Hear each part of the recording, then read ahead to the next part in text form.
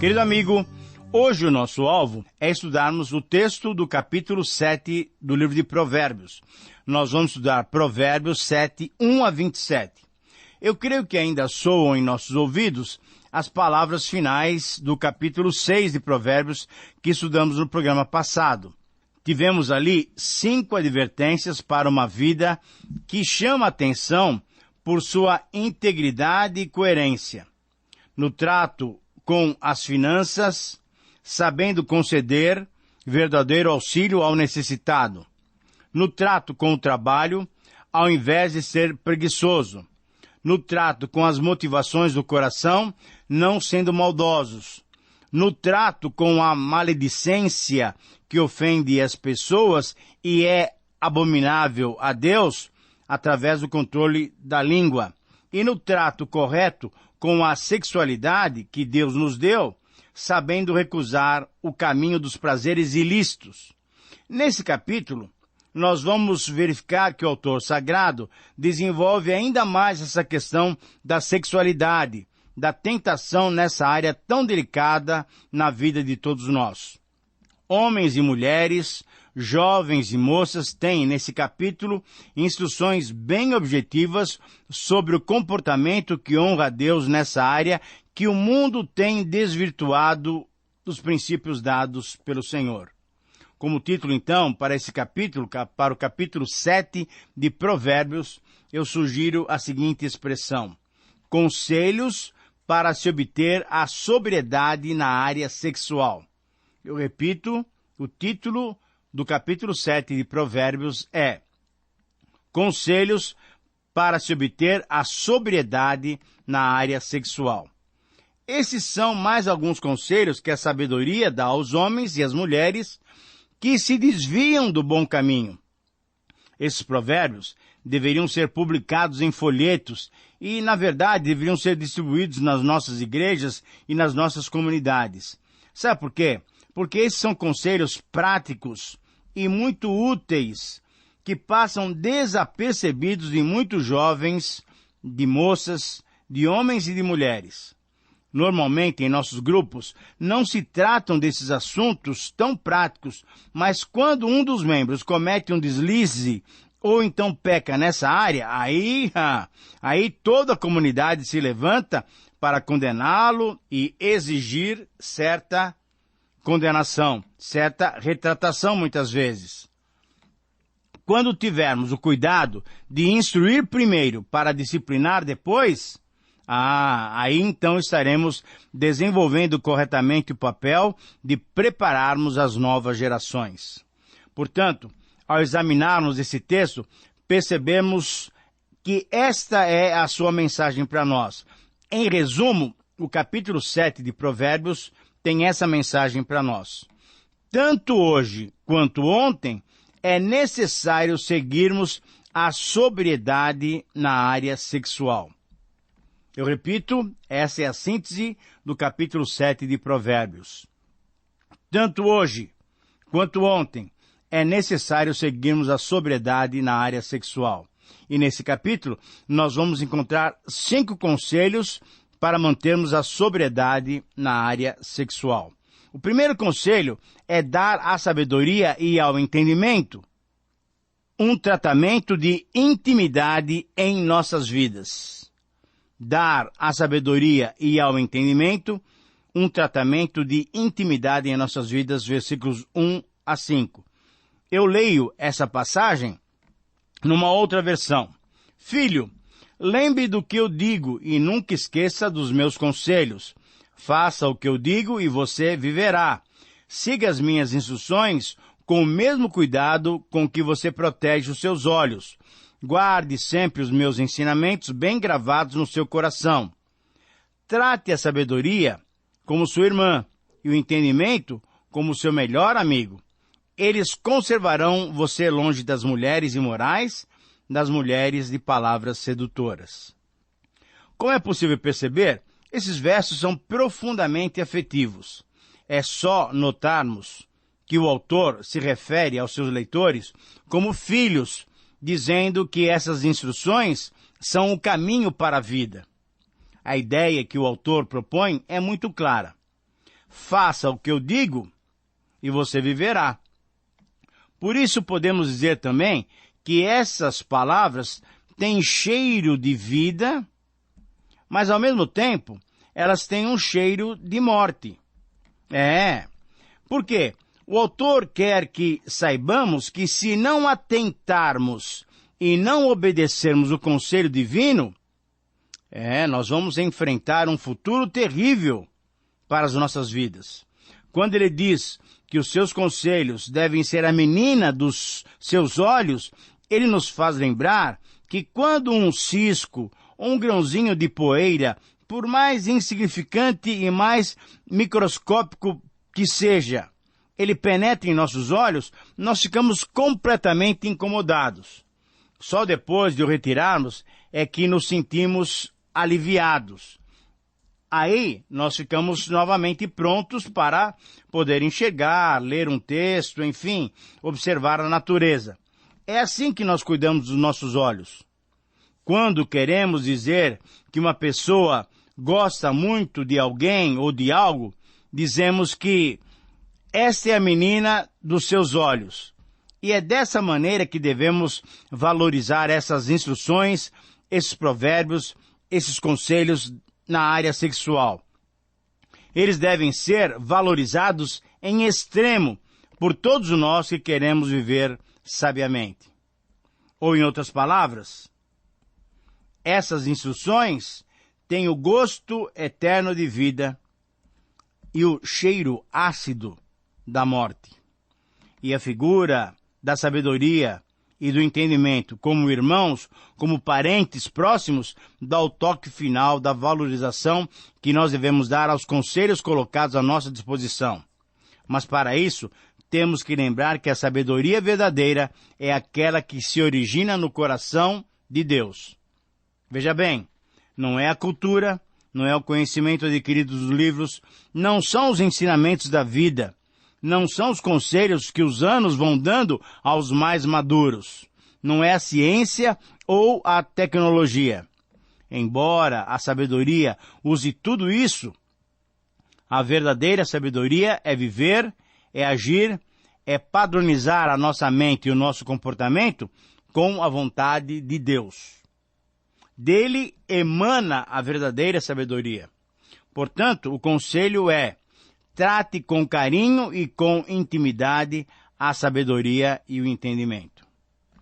O segundo conselho, nos versículos 6 a 9, é identificar o comportamento daquele que é carente de juízo, que é uma pessoa sem juízo. Eu leio os versículos 6 a 9. Uma vez, eu estava olhando pela janela da minha casa e vi vários rapazes sem experiência, mas notei que um deles era mesmo sem juízo. Esse rapaz andava pela rua, perto da esquina onde morava certa mulher. Ele passava por perto da casa dela, vinha e ia. E ao anoitecer, quando já estava escuro, ele fazia isso. Ora, querido amigo, todas essas recomendações têm por objetivo livrar os desatentos de viverem um tipo de vida sem juízo. No estudo anterior, examinamos esse mesmo tema. Guardar-nos da mulher alheia, isso é, da mulher casada. Mas devemos nos guardar também da mulher estranha, que lisonjeia com palavras doces, isto é, da moça que atrai os mais novos com palavras gostosas de ouvir e com uma voz sensual.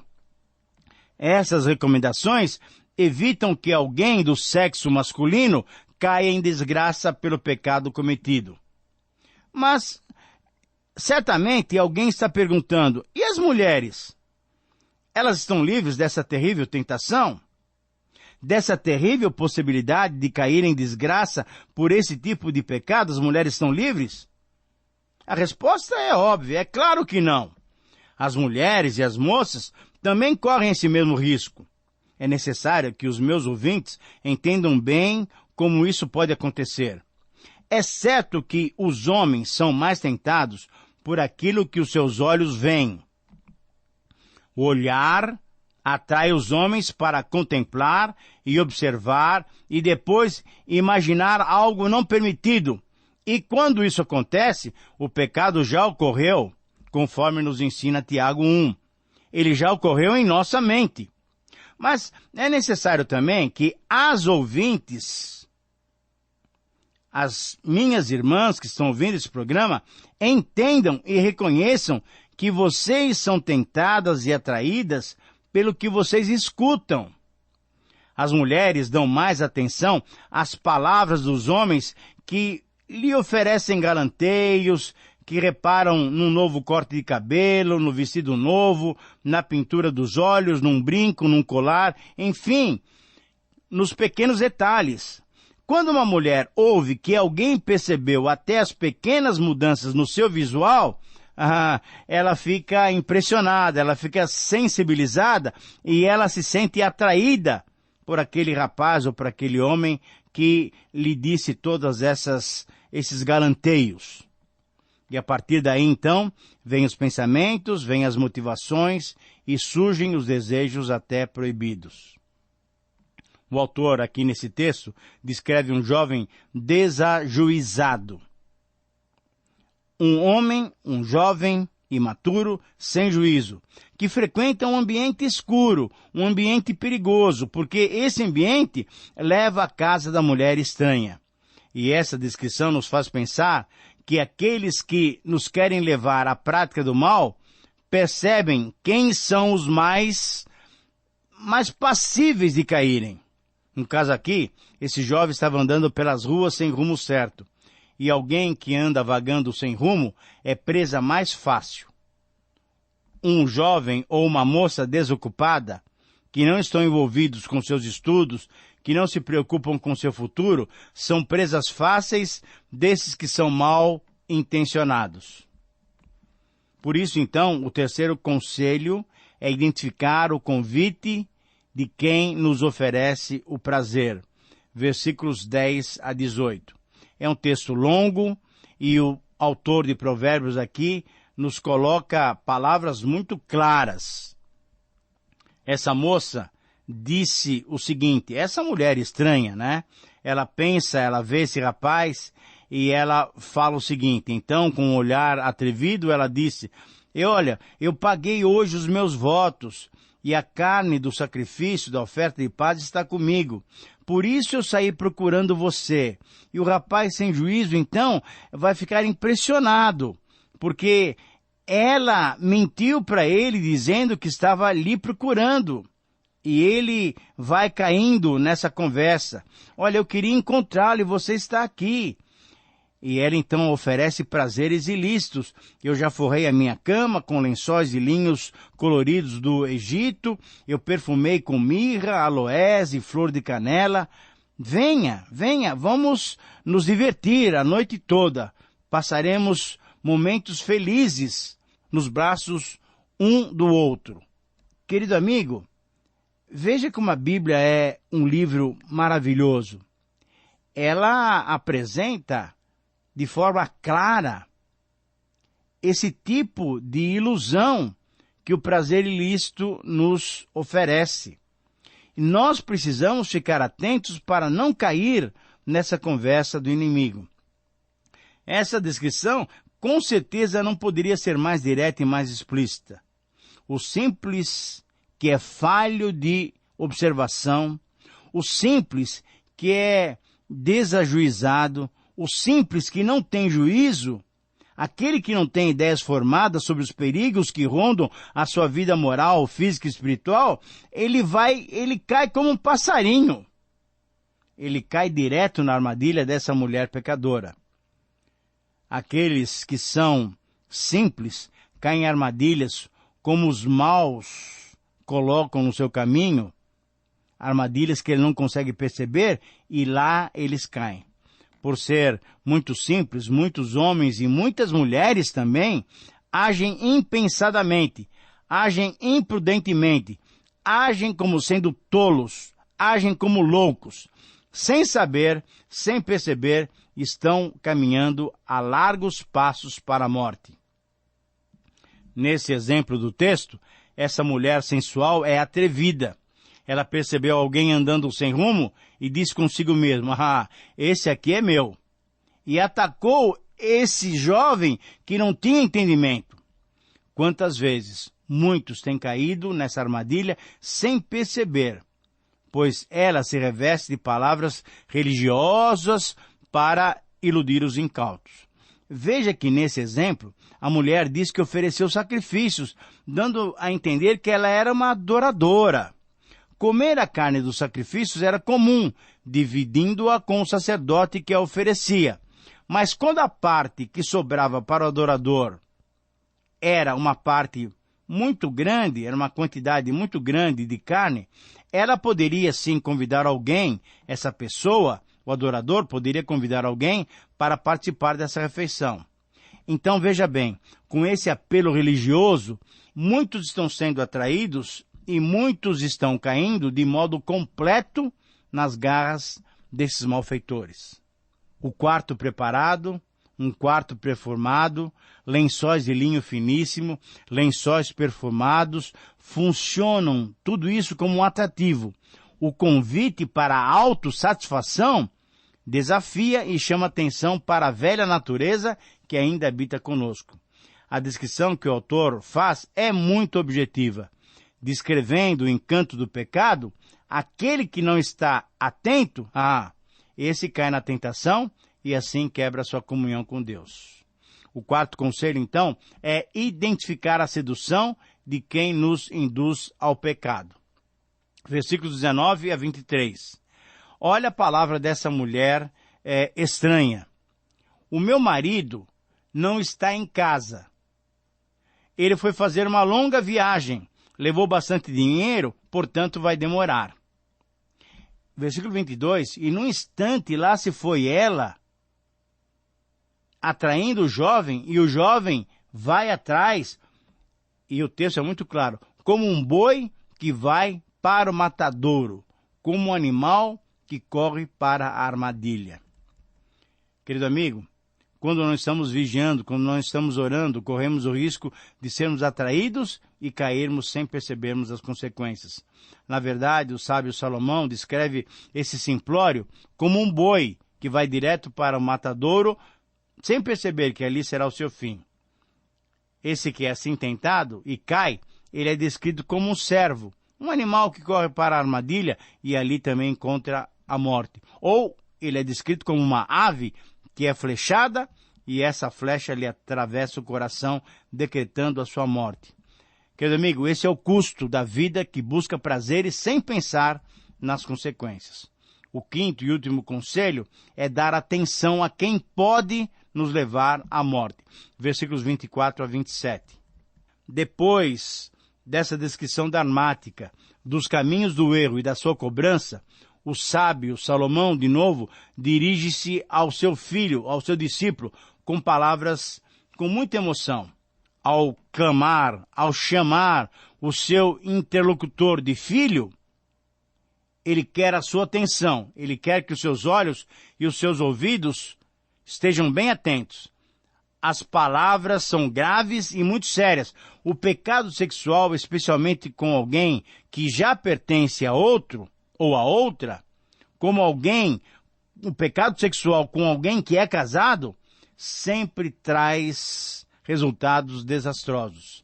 Sempre produz frutos amargos que ocasionam danos à saúde espiritual. O aviso é trágico. Quando vemos os detalhes dessa exposição tão clara e objetiva, certamente nos lembramos dos jovens das nossas igrejas e comunidades. Quantos deles, pelas pressões da sociedade, pelas pressões dos amigos, vão e caem nessa armadilha do pecado? A própria sexualidade que vai aflorando nessa época de vida, adolescentes, jovens, estimula que os jovens procurem alguma coisa nessa área. E quando nós não os orientamos corretamente, eles são presas fáceis para cair. Querido amigo, é responsabilidade dos pais tratarem livremente desses assuntos com seus filhos, assim como a Bíblia trata de modo claro e específico, por exemplo, numa passagem como essa. Quantos enganos e erros nós evitaríamos se fôssemos claros, específicos e prudentes, advertindo rapazes e moças dos perigos que essa vida de prazeres incorretos e ilícitos podem causar a qualquer um de nós. O verso 26 é muito objetivo. Esses caminhos levam muitos a ficarem feridos e serem derribados, mas muitos nesses caminhos também encontram a morte, encontram a sepultura. Eu espero que, sinceramente, Deus lhe dê condições de se privar dessas tentações, orando e vigiando, e alertar uma nova geração, para que com muita atenção trate com equilíbrio, com sobriedade, essa área sexual. Que Deus te abençoe, um grande abraço e até o próximo programa.